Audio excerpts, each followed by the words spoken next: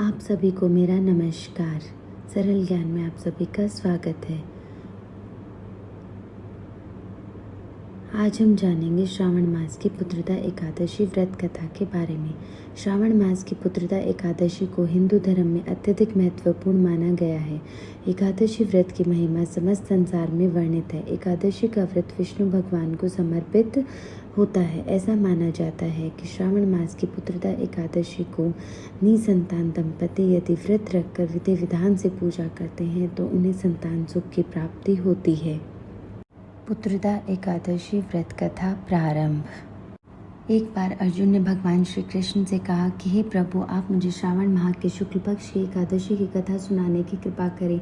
इस एकादशी का क्या नाम है तथा इसके व्रत का क्या विधान है। श्री कृष्ण ने कहा, हे धनुर्धर, श्रावण माह के शुक्ल पक्ष की एकादशी की कथा को सुनने से अनंत यज्ञ का फल प्राप्त होता है। हे पार्थ, द्वापर युग के आरंभ में ही माहिष्मति नाम की एक नगरी थी जहाँ माहिजात नामक का एक राजा राज्य करता था। उसका कोई पुत्र नहीं था, इसलिए वह बहुत दुखी रहता था। राजा ने पुत्र प्राप्ति के बहुत उपाय किए, किंतु उसे कोई लाभ न मिल सका। जैसे जैसे राजा माहिजात वृद्धावस्था की ओर बढ़ता जा रहा था, वैसे वैसे उसकी चिंता भी बढ़ती जा रही थी। एक दिन राजा ने अपनी सभा को संबोधित करके कहा, न तो मैंने अपने जीवन में कोई पाप किया है और न ही अन्यायपूर्वक प्रजा से धन एकत्रित किया है, न ही कभी प्रजा को दुख दिया है और न कभी देवता और ब्राह्मणों का किसी प्रकार से निरादर किया है। मैंने प्रजा का सदैव अपने पुत्र की तरह पालन किया है। इस प्रकार धर्मयुक्त राज्य करने पर भी मैं इस समय अत्यंत कष्ट पा रहा हूँ। इसका क्या कारण है? आप इस पर विचार करें और मुझे बताएं कि इस जीवन में मैं इस कष्ट से कैसे मुक्त हो पाऊंगा। राजा के इस कष्ट के निवारण के लिए मंत्री आदि वन में गए, जहाँ उन्हें व्योव्रत और धर्म के ज्ञाता महर्षि लोमश भी रहते थे। उन्होंने महर्षि लोमश को दंडवत प्रणाम किया और उनके सम्मुख बैठ गए। महर्षि के दर्शन से सभी को बड़ी प्रसन्नता हुई और सबने महर्षि लोमश से प्रार्थना की, हे देव, हमारे अहोभाग्य हैं कि हमें आपके दर्शनों का सौभाग्य प्राप्त हुआ। मंत्री की बात सुन लोमश ऋषि ने कहा, हे मंत्री, आप लोगों की विनम्रता से मैं बहुत अधिक प्रसन्न हूँ।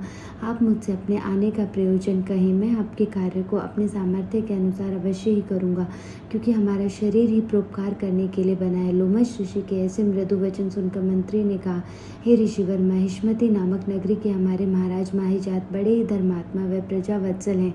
वह प्रजा का पुत्र की तरह धर्म अनुसार पालन करते हैं, किंतु फिर भी उन्हें कोई पुत्र नहीं है, जिससे वो अत्यंत दुखी रहते हैं। हम लोग उनकी प्रजा हैं, हम भी उनके दुख से दुखी हो रहे हैं। हमें उनके पुत्रहीन होने का अभी तक कारण ज्ञात नहीं हुआ है, इसलिए हम आपके पास आए हैं। अब आपके दर्शन करके हमको पूर्ण विश्वास है कि हमारा दुख अवश्य ही दूर हो जाएगा।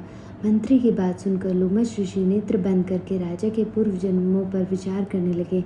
उन्होंने कहा, हे भद्रजनों, यह राजा पिछले जन्म में अत्यंत उद्दंड था और बुरे कर्म किया करता था। उस जन्म में यह एक गांव से दूसरे गांव में घूमा करता था। एक बार ज्येष्ठ माह के शुक्ल पक्ष की एकादशी के दिन यह 2 दिन से भूखा था। दोपहर के समय एक जलाशय पर जल पीने गया, जहाँ ब्याई हुई एक गाय जल पी रही थी। राजा ने उसको प्यासे ही भगा दिया और स्वयं जल पीने चला गया।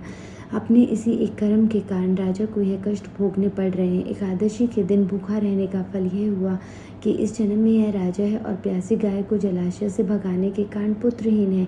यह जान सभी सभासद प्रार्थना करने लगे, हे ऋषि श्रेष्ठ, हमें कोई ऐसा उपाय बताइए जिससे हमारे राजा के पूर्व जन्म के पाप नष्ट हो जाएं और उन्हें पुत्र रत्न की प्राप्ति हो।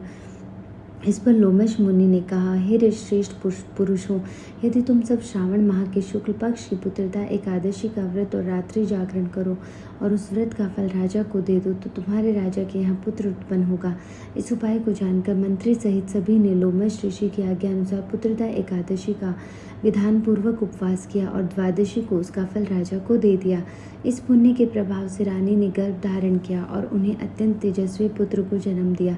हे पांडुपुत्र, इसलिए इस एकादशी का नाम पुत्रदा एकादशी पड़ा। पुत्र की इच्छा रखने वाले मनुष्य को विधान पूर्वक श्रावण माह के शुक्ल पक्ष की एकादशी का व्रत करना चाहिए।